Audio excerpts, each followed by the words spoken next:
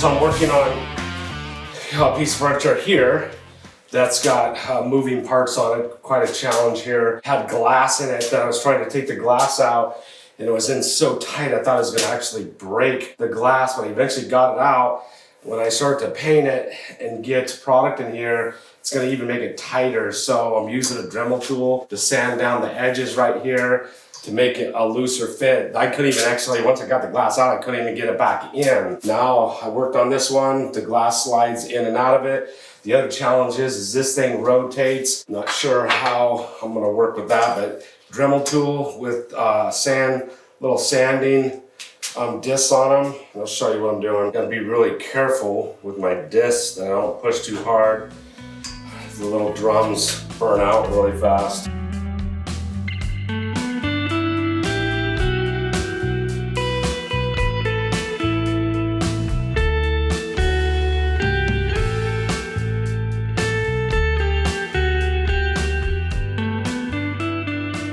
Smoked glass right here that goes inside.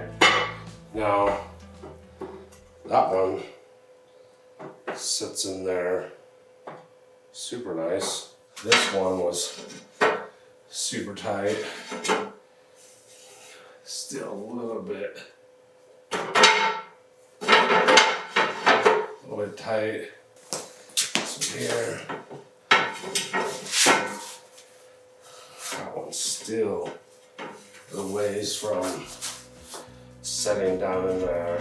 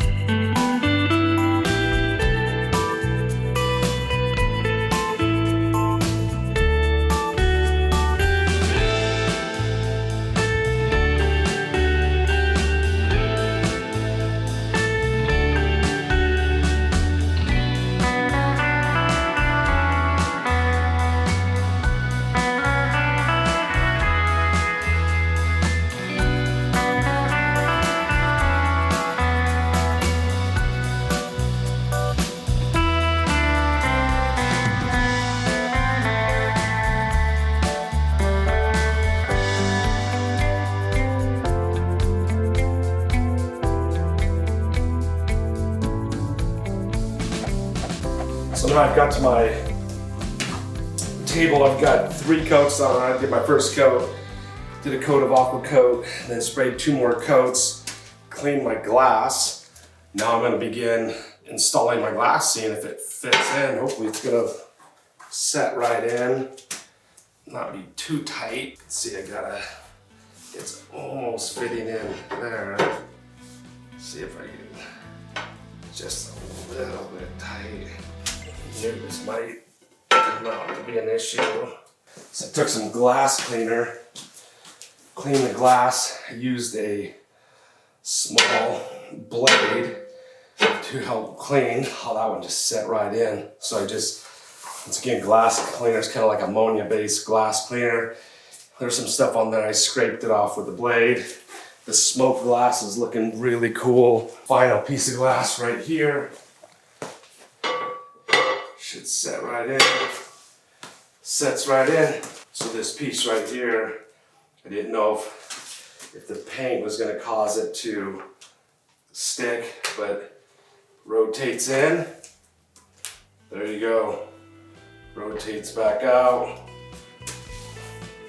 Just like it's supposed to. Absolutely love it.